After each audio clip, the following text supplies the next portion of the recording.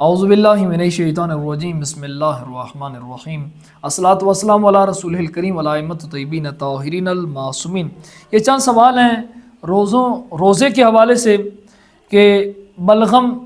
جیسے سینے اور سر کا بلغم ہوتا ہے تو کیا اس کے نگلنے سے روزہ باطل ہو جاتا ہے؟ آنکھ اور کان میں دوائی کے قطرے ڈالنے سے کیا روزہ باطل ہو جاتا ہے؟ روزہ میں طاقت کا انجیکشن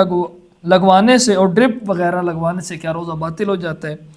اور چوتھا سوال یہ ہے کہ روزے کی حالت میں کیا جو ٹوتھ پیسٹ ہوتا ہے دانتوں کو صاف کرنے کے لیے وہ کیا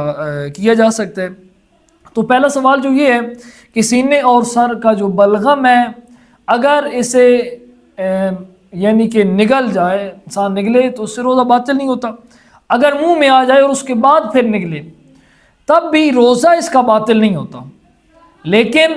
یہاں پر مستحب یہ ہے، احتیاط مستحب یہ ہے کہ اسے نہ نگلا جائے، بہتر یہ کہ اسے نہ نگلا جائے، لیکن اگر نگل لیں تو اس سے روزہ باطل نہیں ہوتا۔ اس کے بعد آنکھ اور کان میں دوائی کے قطرے ڈالنے سے روزہ باطل نہیں ہوتا، لیکن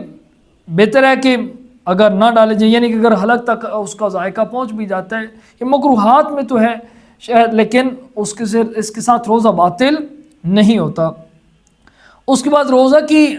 حالت میں طاقت کا انجیکشن لگوانا یا ڈرپ وغیرہ لگوانے سے بھی روزہ باطل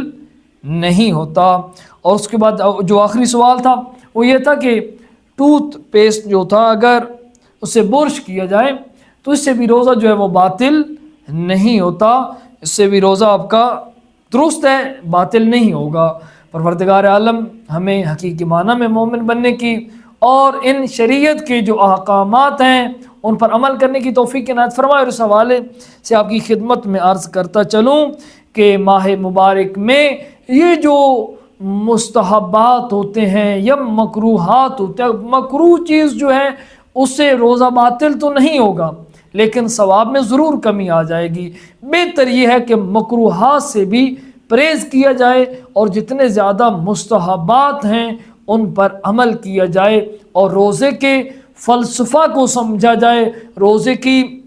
جو علت اور غایت ہے اس کو سمجھا جائے کہ پروردگار نے یہ اتنی بڑی عبادت کہ جس کی کوئی حد و حساب نہیں،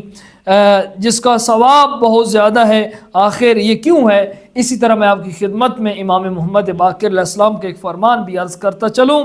کہ حضرت نے جابر کو کہا کہ اے جابر، جس شخص کی زندگی میں ماہ رمضان المبارک آیا اور اس نے ماہ رمضان المبارک کے روزے رکھے، راتوں میں مضبوطی کے ساتھ قیام کیا، اپنی شرمگاہ اور اپنی زبان کی حفاظت کی اور اپنی نگاہ کو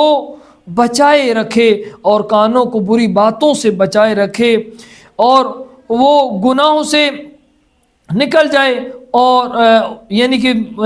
گناہوں سے خود کو بچا لے، اور ان کے ساتھ اگر اس نے ماہ رمضان المبارک کو گزارا ہے، اس کی زندگی یہ ماہ مبارک گزرا ہے تو وہ اس طرح ہے کہ جیسے ماں کے شکم سے پیدا ہوا ہے۔ تو یہاں پر حضرت جابر ابن عبداللہ انصاری نے کہا کہ مولا یہ تو کتنی آسان حدیث ہے، کتنا بہترین فرمان ہے۔ تو یہاں پر امام نے فرمایا اے جابر، شرائط بھی دیکھو کہ کتنی سخت ہیں، ان شرائط پر عمل کر کے اگر ہم نے روزہ رکھا تو واقعاً ہم یہ ماہ رمضان المبارک گزرنے کے بعد ایسے ہی ہے کہ جیسے ہم شکم مادر سے ابھی باہر آئے ہیں، لیکن ابھی ان شرائط کو ہم نے پورا نہ کیا تو وہی معصوم کا فرمان ہے کہ کچھ لوگوں کے روزے فقط بھوک اور پیاس کا نام ہے، ان میں حقیقت نہیں ہے۔ پروردگار عالم ہمیں حقیقی معنی میں روزے دار بننے کی توفیق عنایت فرمائے۔ والسلام علیکم ورحمۃ اللہ وبرکاتہ۔